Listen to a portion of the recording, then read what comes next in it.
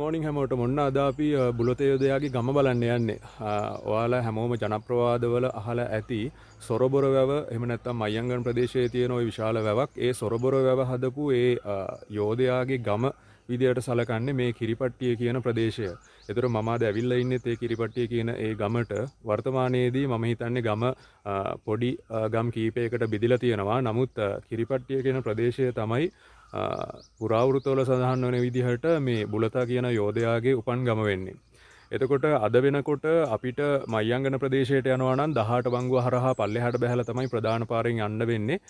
නමුත් අද අපි ඩ්‍රෝන් ෂූට් එක කරන්න බලාපොරොත්තු වෙන්නේත් මෙතන මේ කඳු හරහා ඉස්සර තියෙන්න ඇති යම්කිසි පාරක්.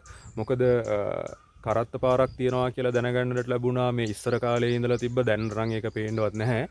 නමුත් ඉස්සර කාලේදී අනිවාර්යයෙන්ම මේ කඳු හරහා මයංගන ප්‍රදේශයට යන්න පාරවල් තියෙන්න ඇති. එතකොට ඒ බුලත යෝධයත් මේ කිරිපට්ටිය කියන ගමේ ඉඳලා මේ කඳුවලලු හරහා තමයි පල්ලෙහාට බැහැලා ඒ මයංගනය කියන ප්‍රදේශයට ගිහිල්ලා තියෙන්නේ. අපි ඩ්‍රෝන් ෂූට් එක කරලා බලමු. මොකද උඩට ඩ්‍රෝන් එක ගියපුවම පස්සේ අපිට බලා ගන්න පුළුවන් වෙයි. ඒ වගේ යන්න පුළුවන් තැන් තිබ්බොත් පැහැදිලිව බලා ගන්න පුළුවන් වෙයි.